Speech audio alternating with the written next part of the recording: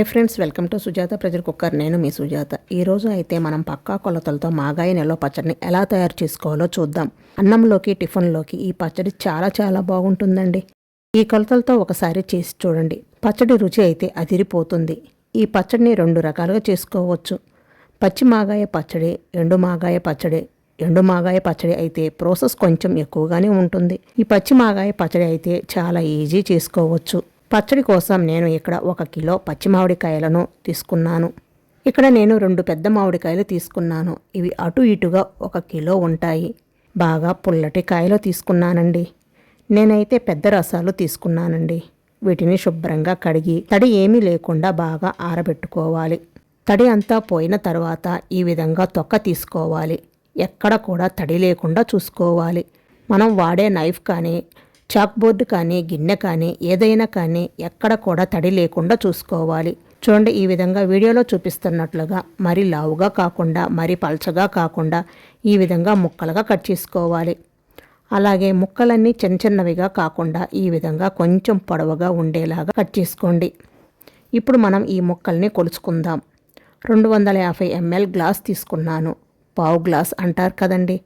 మీరు ఇంట్లో ఉండే గిన్నె కానీ, గ్లాస్ కానీ ఏదైనా తీసుకోవచ్చు. పైనుండి క్రింద వరకు ఒకేలాగా ఉండాలి.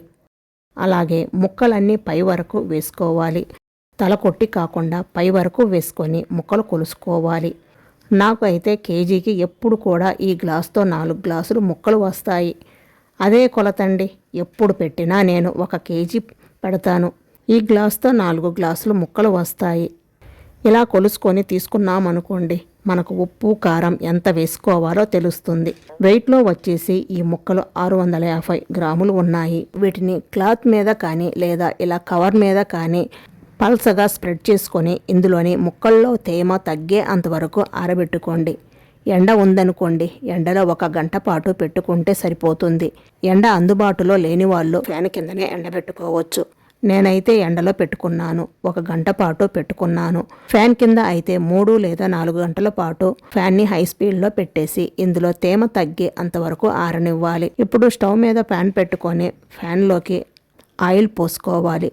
మనం ముక్కలు కొలుసుకున్న గ్లాస్ తోటే 1.5 గ్లాసులు నూనె పోసుకోవాలి. ఈ ఆయిల్ 300 నుండి 350 ml వరకు ఉంటుంది. ఈ నూనె మీడియం ఫ్లేమ్లో బాగా కాగిన తర్వాత స్టవ్ ఆఫ్ చేసుకొని ఇందులో 1/2 టేబుల్ స్పూన్ మెంతులు, 1 టీ స్పూన్ దాకా ఆవాలు వేసుకోండి. ఈ వేడికి ఇవి వేగిపోతాయి. అదే ఫ్లేమ్ ఆన్లో ఉందనుకోండి, ఇవి మాడిపోతాయి. నూనె కాగిన తర్వాత స్టవ్ ఆఫ్ చేసుకోండి. తర్వాత ఇందులోకి 5 ఎండుమిర్చి వేసుకోవాలి. ఇంకా 1/2 టీ స్పూన్ ఇంగువ కూడా వేసుకోండి. పచ్చళ్ళకు ఇంగువ ఫ్లేవర్ చాలా బాగుంటుందండి. ఒకసారి ఇది మొత్తం కలిసేలాగా కలుపుకొని ఈ పోపును పూర్తిగా చల్లారనివ్వండి. పూర్తిగా చల్లారిన తర్వాత మనం పచ్చళ్ళలో వేసి కలుపుకుందాం. ఇప్పుడు ఒక మిక్సీ జార్లోకి 50 గ్రాములు వెల్లుల్లి రెమ్మలు వేసుకొని కచ్చాపచ్చాగా గ్రైండ్ చేసుకోండి. ఈ పేస్ట్ను కూడా పక్కన పెట్టేసుకోండి. ముక్కలు బాగా ఆరిన తర్వాత పచ్చడిని కలుపుకోవడానికి వీలుగా ఉండే ఒక గిన్నెలోకి తీసుకోండి. ముక్కలైతే మరి ఎండినట్లు అయిపోవద్దు.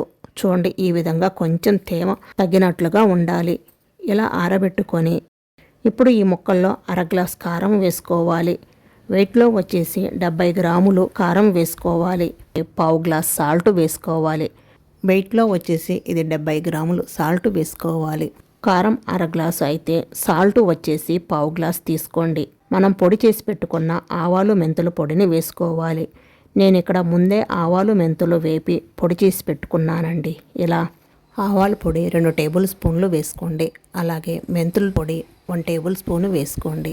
అలాగే కచ్చా పచ్చాగా గ్రైండ్ చేసుకున్న వెల్లుల్లి ముద్ద కూడా వేసుకోండి. ఇంకా 1/2 టేబుల్ స్పూన్ పసుపు కూడా వేసుకొని ఈ ముక్కలకు ఇవన్నీ కూడా బాగా పట్టేలాగా కలుపుకోవాలి. మనం 1/2 గ్లాస్ కారం వేసుకున్నాము కదండి. వెయిట్లో 70 గ్రాములు ఉంటుంది.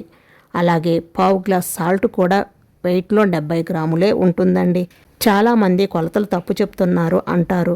సాల్ట్ బరువు ఎక్కువే ఉంటుంది కదా, అందుకని 1/4 గ్లాస్ సాల్ట్ మనకి 70 గ్రాములు వస్తుంది. ముక్కలకి బాగా పట్టేలాగా కలిపేసుకొని పూర్తిగా చల్లారిన పోపును ఇందులో వేసుకొని ఈ పోపును కూడా ఇలా కలుపుకోవాలి. కలుపుతూ ఉన్నప్పుడు నూనె బాగా ఎక్కువగా ఉందనిపిస్తుందండి. అస్సలు ఎక్కువ అవదు, కరెక్ట్గా సరిపోతుంది. కలుపుతూ ఉన్నప్పుడు పలసగానే ఉంటుంది. 3 రోజులు ఊరబెడతాము కదా, ఊరిన తర్వాత పచ్చడి గట్టిపడుతుంది. చూస్తున్నారా, పలసగా ఉంది కదా. ఇలా ఉంటే కరెక్ట్గా ఉన్నట్లు పచ్చడి. బాగా కలిపేసుకొని ఈ పచ్చడిని మూత పెట్టేసి ఒక 3 రోజుల పాటు ఊరనివ్వండి. మధ్య మధ్యలో ప్రతిరోజుకు 1-2 సార్లు కలుపుకుంటూ ఉంటే పచ్చడి చక్కగా ఊరుతుందండి. మూత పెట్టేసుకొని 3 రోజుల తర్వాత చూడండి, చక్కగా ఊరి పైకి నూనె తేలుతుంది. ఇప్పుడు ఇదంతా మళ్ళీ ఒకసారి బాగా కలిపేసుకోవాలి. పచ్చడి చూడండి గట్టిపడింది కదా. మనం కలిపినప్పుడు పలసగానే ఉంది, కానీ ఇప్పుడు చూడండి గట్టిపడిపోయింది. ఇప్పుడు ఈ పైకి తేలిన నూనె అంతా కూడా పచ్చడిలోకి బాగా కలిపేసుకోవాలి. ఒకసారి టేస్ట్ చెక్ చేసుకొని మీకు ఏవైనా తగ్గితే ఇప్పుడు వేసుకోవచ్చు. నాకైతే అన్నీ కరెక్ట్గా సరిపోయాయండి.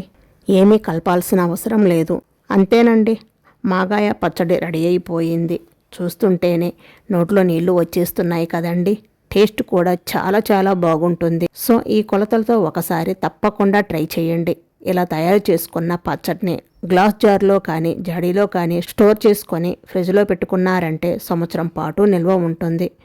బయట అయితే 1 మంత్ వరకు కూడా ఫ్రెష్గా ఉంటుంది.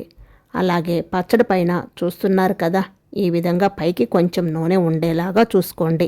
మరి ఇంకెందుకు ఆలస్యం, ఈ మాగాయ పచ్చడి మీరు కూడా ఇంట్లో ఒకసారి తప్పకుండా ట్రై చేయండి. ట్రై చేసి మీకు టేస్ట్ ఎలా అనిపించిందో కామెంట్ రూపంలో తెలియచేయండి. వీడియో నచ్చినట్లయితే లైక్ చేయండి. మీ ఫ్రెండ్స్ అండ్ మీ ఫ్యామిలీ మెంబర్స్కి షేర్ చేయండి.